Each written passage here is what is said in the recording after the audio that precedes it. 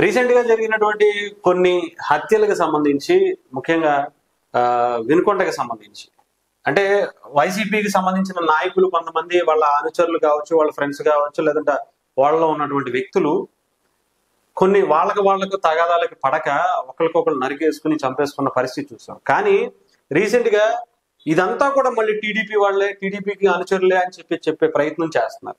వీళ్ళ గతంలో వీళ్ళు ఉన్నటువంటి రౌడీ షీటర్ పిఎస్ ఖాన్ తో జగన్మోహన్ రెడ్డి, పిఎస్ ఖాన్ తో వైసీపీ వినుకొండ మైనారిటీ సెల్ నేత జిలానీ, చూసారుగా ఆ వ్యక్తి ఎవరు ఏంటి, ఇక్కడ ఉన్నటువంటి వ్యక్తి ఎవరు చూసారుగా క్లారిటీగా. ఇక్కడ కూడా చంపింది వైసీపీ వాళ్ళే, తోసేది మాత్రం టీడీపీ వాళ్ళ మీద. అంటే నాకు ఒక ఇష్యూ అర్థమవుతుంది, ఇక్కడ వైసీపీ ఒక పెద్ద కుట్ర చేస్తుంది. రీసెంట్ గా జరిగినటువంటి చిన్నపిల్లల హత్యలు కావచ్చు, లేదంటే అనేక మంది ఏదైతే కొన్ని కార్యక్రమాలు జరుగుతున్నాయో ఇది అన్నీ కూడా వైసీపీ ఆల్రెడీ ప్లాన్డ్ గా చేసిందేమో అని అనిపిస్తుంది.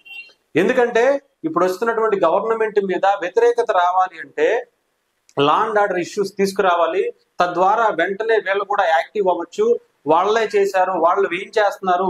ఇప్పుడు మొన్న చిన్నపిల్లలకి సంబంధించి ఎన్నో దరిద్రమైనటువంటి కార్యక్రమాలు కూడా చూసాం. అలాంటివన్నీ కూడా గతంలో వైసీపీ దాంట్లోనే ఎక్కువ జరిగాయి.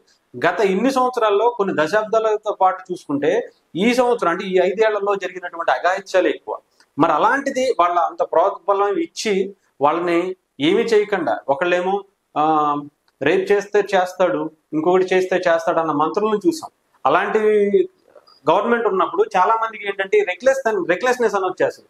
ఏం చేస్తారులే, వీళ్ళ మనల్ని ఎలాగో వదిలేస్తారు, మన నాయకుడి పేరు ఇంకొకటి పేరు ఒకసారి మాట్లాడిపిస్తే పోలీసులు కూడా మనల్ని పట్టించుకోరు అనే ధైర్యంతో ఇష్టం వచ్చినట్టు పెట్టరేగిపోయారు. ముఖ్యంగా గంజాయి కావచ్చు, అనేక డ్రగ్స్ తీసుకున్నటువంటి మత్తులో ఇష్టం వచ్చినట్టు చేసేయటం అనేది ఆంధ్రప్రదేశ్ లో నిత్యకృతం అయిపోయింది. ముఖ్యంగా అసలు నిజంగా మనం చూసే వైసీపీ హయాంలో కొంతమందిని ఒక దళితుల్ని చంపేసి డోర్ డెలివరీ చేసిన తర్వాత వాడిని మళ్ళీ దాన్ని అరెస్ట్ చేస్తే కూడా అరెస్ట్ చేసి బయటకు వచ్చిన తర్వాత పెద్ద ఎత్తున స్వాగతాలు, అసలు అదొక పెద్ద పండగలాగా చంపేసినందుకు, ఆ దళితుల్ని చంపేసినందుకు ఒక వ్యక్తికి పండగ వాతావరణంలో జైలు నుంచి రిలీజ్ అయినప్పుడు ఒక భారీగా వెల్కమ్ అంట, భారీ దానికి స్వాగత ఏర్పాట్లు అంట.